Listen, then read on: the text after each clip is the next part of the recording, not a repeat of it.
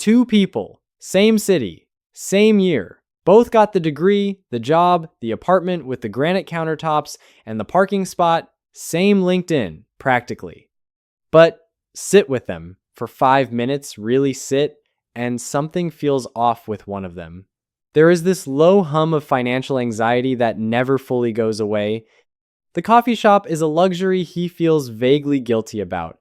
The car payment notification makes her stomach drop just a little every single month. And neither of them can name exactly why, because on paper they are doing fine. On paper they are doing everything right.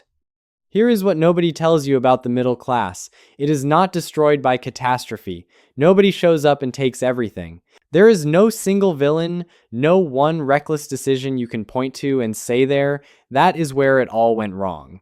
Instead, it goes wrong in 20 places simultaneously, each one completely normal, each one individually defensible, and together they form a quiet financial ceiling that millions of people spend their entire working lives pressing their forehead against without ever understanding why they cannot break through.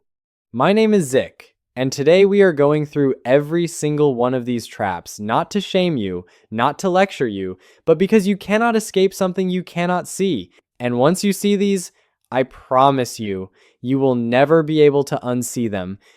Trap 1. Lifestyle inflation. Let me paint you a picture. You have been grinding for 3 years. You finally get the raise. And you deserve it. Nobody is questioning that.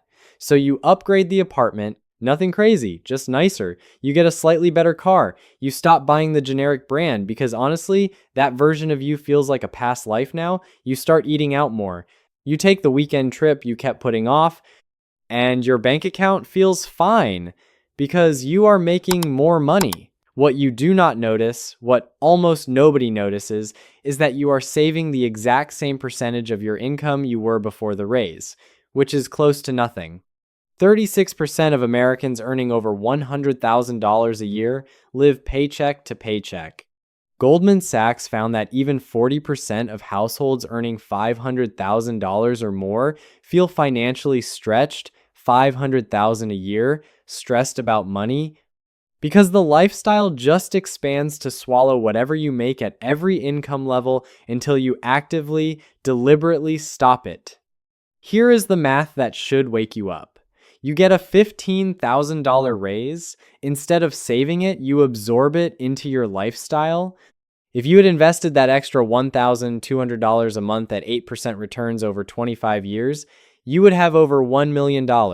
Not from a windfall, not from a lucky stock pick, just from not letting your lifestyle notice the raise arrived. The rule is simple and almost nobody follows it. Every time income goes up, save at least half of it before you get used to having it. The other half, live your life. But that first half is the difference between building wealth and just being busy. Trap 2, the car payment trap. Picture the most aggressively average suburban street in America. Nice neighborhood, decent houses, and parked in every driveway a truck that has never once gone off-road. Financed over 7 years. That the owner will trade in the moment something newer catches their eye without ever having paid it off. The average new car payment right now is $772 a month. 1 in 5 buyers is committing to over $1,000 a month on something that begins losing value the second it leaves the lot. And to make those numbers feel manageable, loan terms have quietly stretched to an average of 69 months, with 21% of loans now running 84 months, 7 years. You will be making payments on this car when it is a 7-year-old car. Here is the trap inside the trap. By late 24, nearly 25% of people trading in a vehicle owed more than the car was worth underwater by an average of over $6,000. So what do? They roll that negative equity into the new loan. The payment resets. The debt does not. You never actually own anything. You are perpetually renting metal at terrible interest rates. Someone who always has a car payment versus someone who buys a reliable used car and invests the difference at 10% returns ends up with close to $800,000 less over 30 years. Not from bad investments, just from the payment. The truck that has never seen mud is not a personality. It is a payment plan eating your retirement. Trap 3. Minimum payment psychology. Total United States credit card debt recently smashed records, hitting over $1.1 trillion. The average interest rate on accounts carrying a balance is over 22%, and nearly half of all cardholders carry a balance every single month. If the average cardholder with $11,000 in debt makes only minimum payments at 22% interest, they will be paying it off for 22 years. Total paid back around $29,000 for $11,000 worth of stuff they probably cannot fully remember buying. Here is why this works so perfectly in human psychology. Researchers found that when the minimum payment was simply removed from credit card statements, people spontaneously paid 70% more. The number printed on the statement acts as a ceiling that your brain treats as the floor. You see $60. Your brain registers tasks complete. And the bank collects interest on the remaining balance for the next 2 decades. The credit card company did not design that minimum payment to help you get out of debt. They designed it to keep you in it as long as mathematically possible. That is not cynicism. That is their business model. Stop carrying a balance. If you cannot pay it off this month, you cannot afford it. Full stop. Trap 4. Buying the house the bank approved. The median home price hit roughly $435,000 in mid-2024. At roughly 7% mortgage rates, the monthly payment on a median-priced home before taxes, insurance, and maintenance is about $2,900. Add those back and you are at $3,500 a month. To afford that without quietly drowning, you need a household income around $110,000. The median household income is roughly $80,000. So most people buying near the median are already stretching. But then the bank approves them for more, and it feels like validation. Like the bank ran the numbers and decided you can handle it. But here is the thing the bank will never tell you. They do not care if you can handle it comfortably. They care if you can handle it enough to not default immediately. Those are two wildly different standards. Recent research from Zillow shows hidden homeownership costs average roughly $15,000 a year on top of the mortgage. Property taxes, insurance, the HVAC that will absolutely die on the hottest weekend of August, the roof that needs replacing, the appliances that all seem to coordinate their failures. That is an extra $1,300 a month the bank's approval letter never mentioned. Buy less house than the bank says you can. The bank is not on your side in that transaction. The bank is the bank. Trap 5. Whole life insurance. A life insurance agent is going to sit across from you at some point if they have not already and explain with tremendous enthusiasm that you can have life insurance and a savings vehicle in one product. 2 for 1. Smart planning. Very responsible. What they will not volunteer. The commission on this product can exceed 100% of your entire first year's premiums. For a healthy 35-year-old wanting $500,000 in coverage, term life costs $26 to $55 a month. Whole life costs $460 to $680 a month for the same death benefit. If instead you spend $50 on term and invest the $450 difference in an index fund at historical 10% returns over 30 years, you end up with close to $1 million. The whole life policy builds around $100,000 to $130,000 in cash value over that same period. And when you die, the insurance company keeps the cash value and only pays the death benefit anyway. The agent's enthusiasm is entirely understandable. You should not share it. Get a term, invest the difference, move on. Let me introduce you to a household. We will call them the Garcias. Combined income of $110,000 a year, 2 working professionals, 2 kids, solidly middle class, doing everything right. After federal and state taxes, they take home about $6,800 a month. They bought a house at the top of their approval. Mortgage, taxes, insurance, and maintenance, $3,100 a month. 2 car payments combined, $700. Student loans, $450. Daycare for 2 kids, $2,000. Groceries, utilities, phones, and internet, $900. That is $7,150 in fixed monthly costs on $6,800 in take-home pay. They are negative $350 before they have bought a single cup of coffee. This is not a story about irresponsible people. This is a story about normal people who said yes to every normal thing: the house, the cars, the degrees, the kids, without anyone sitting them down and running the actual numbers. The bank approved the mortgage, the dealership approved the car loans, the university approved the student loans, everyone approved everything. Nobody asked if the whole picture added up. It does not add up, and the Garcias are not unusual. They are the median. Trap 6. The two-income illusion. Elizabeth Warren, years before she was a senator, when she was a Harvard bankruptcy law professor, studied thousands of families who had filed for bankruptcy. Her finding changed everything. Families with two working parents were actually more likely to go bankrupt than single-income families. Working twice as hard, two paychecks, more likely to lose everything. Here is why.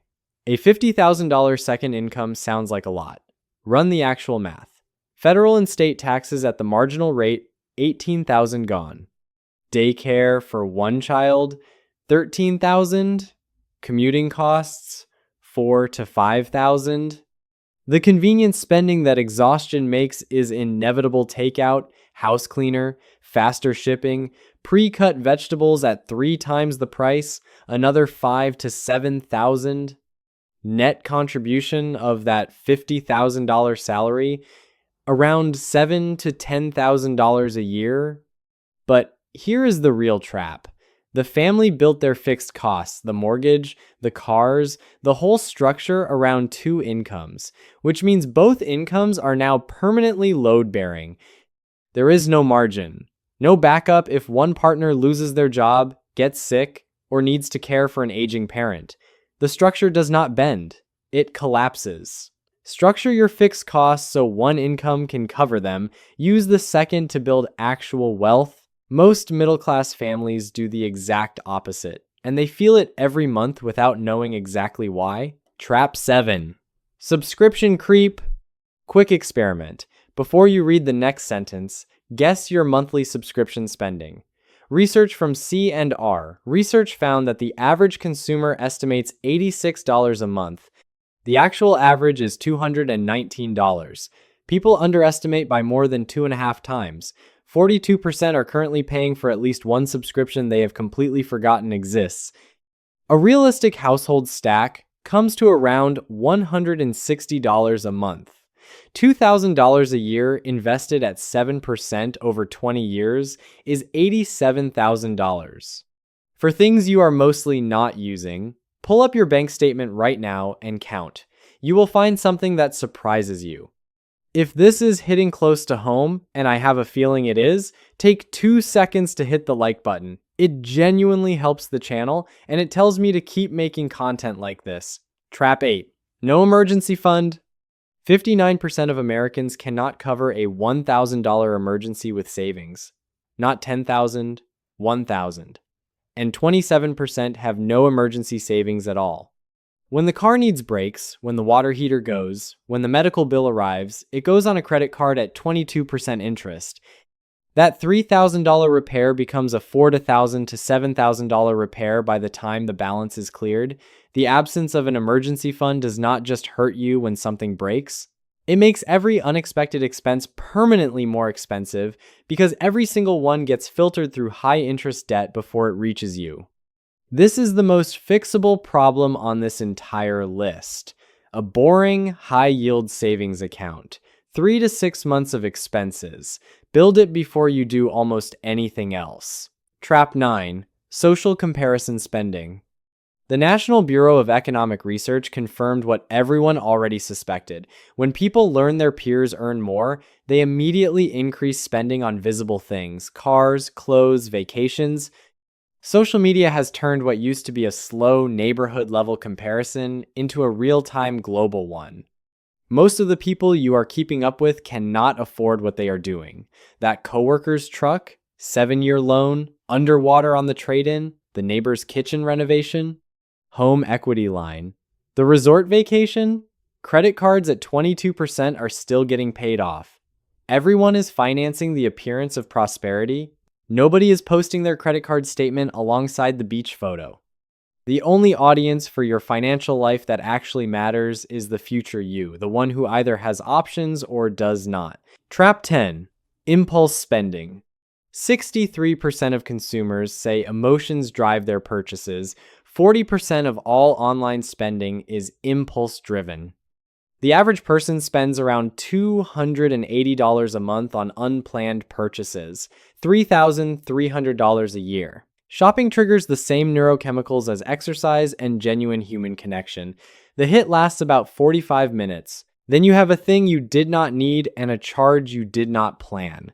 $3,000 annually invested at 7% over 20 years is $130,000.